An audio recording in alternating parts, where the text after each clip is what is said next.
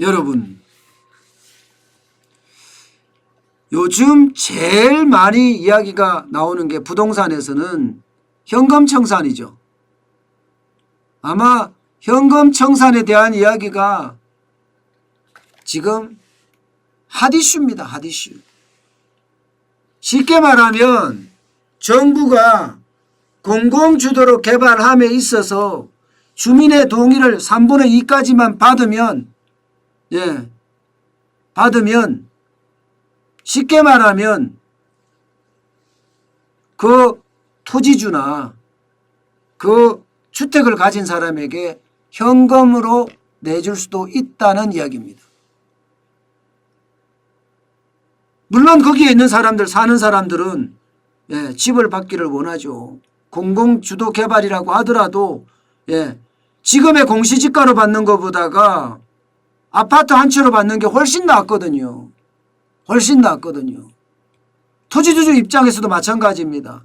토지주 입장에서도 현금 청산을 하는 것보다가 아파트 한 채를 받는 게 낫다니까요.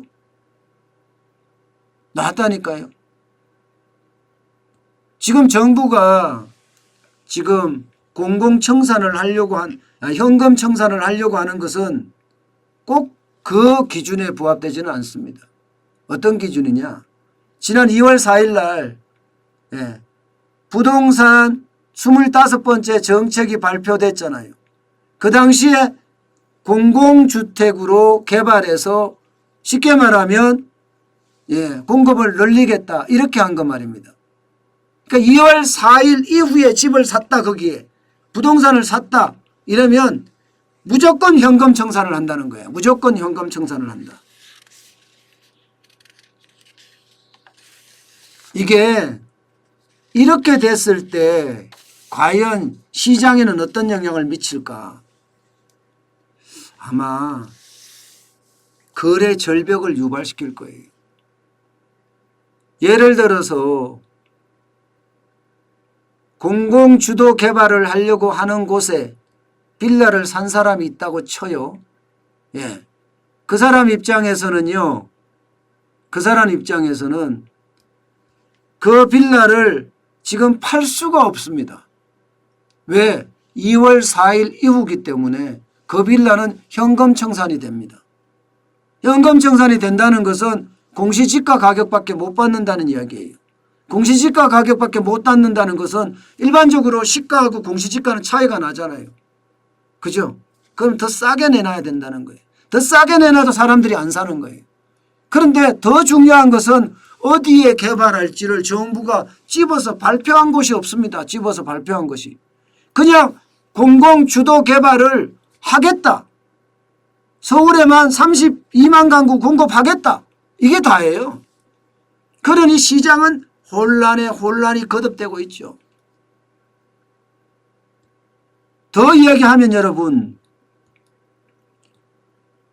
지금 어디가 개발이 될지, 어디는 개발이 안 될지 모르기 때문에 게다가 주민의 동의를 얻기도 쉽지가 않습니다. 그렇게 되면 어떻게 돼요? 그렇게 되면 시장의 어떤 기능 자체를 마비시킬 수도 있어요. 빨리 어느 장소인지 지정을 해서 알려주고 거기는 안 된다 이러면 다른 곳에라도 거래가 될 거 아니에요. 지금 다른 곳에도 거래가 안 된다니까요. 차라리 이렇게 강제로 현금 청산하는 것, 이게 도대체 말이 되냐는 겁니다. 자본주의, 대한민국은 자본주의잖아요.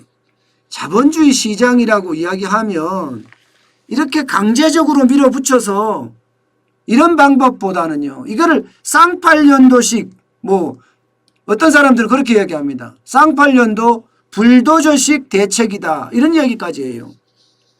강제 현금 청산한다고 하니까 말입니다. 차라리 시장은 돌아갈 수 있게끔 해야 될 거 아니에요. 아니, 이명박 대통령 때 뉴타운 설정한다고 하니까 사람들이 미리미리 사서 난리가 났다. 그게 시장경제인데요. 그게 시장경제예요. 계획경제가 아니에요.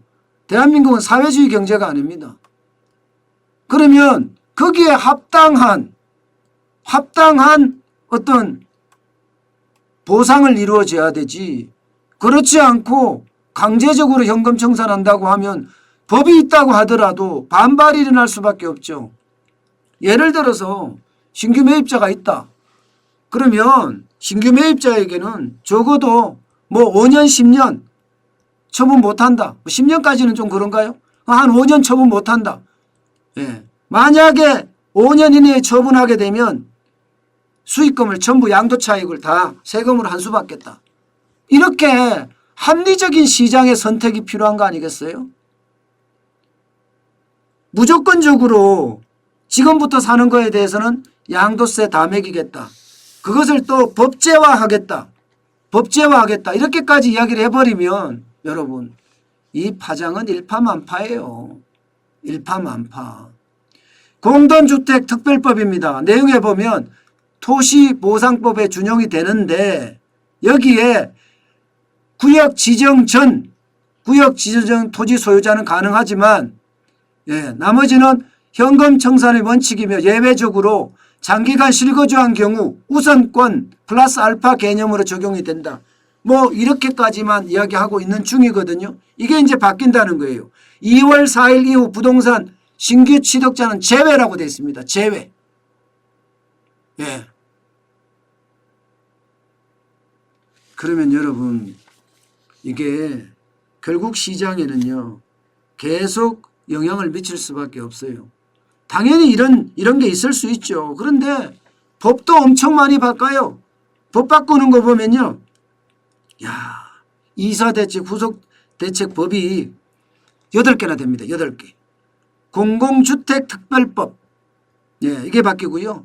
도시정비법, 소규모 정비법, 도시재생법, 예, 토지보상법, 토지이용규제기본법, 예, 여기다가 주택도시기금법, 주택법, 아유. 어쨌든 대책 발표 이후에 집을 사면 현금 청산이 원칙이다. 이렇게 이제 쉽게 말하면 법안에 들어가 있습니다. 예. 어쨌든 강제 수용되고 현금 청산된다고 하니까 아마 앞으로 서울시 쪽방촌처럼 아마 반발이 굉장히 커지지 않을까. 반발이 굉장히 커지지 않을까. 그러면 예상대로 과연 전국에 83만 가구, 서울에 32만 가구 공급이 가능할까요?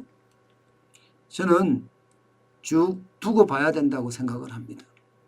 분명한 것은 이게 쌍팔년도식 불도저 개발, 이것은요 아마 반발을 굉장히 불러일으킬걸요.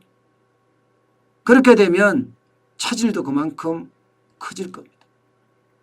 그렇게 되면 공급이 제대로 안 된다는 이야기고, 공급이 안 된다는 이야기는 안 그래도 지금 수요는 많고 공급이 부족해서 문제인데 부동산 시장에는 아직도 오를 일만 남았다. 이렇게 되나요?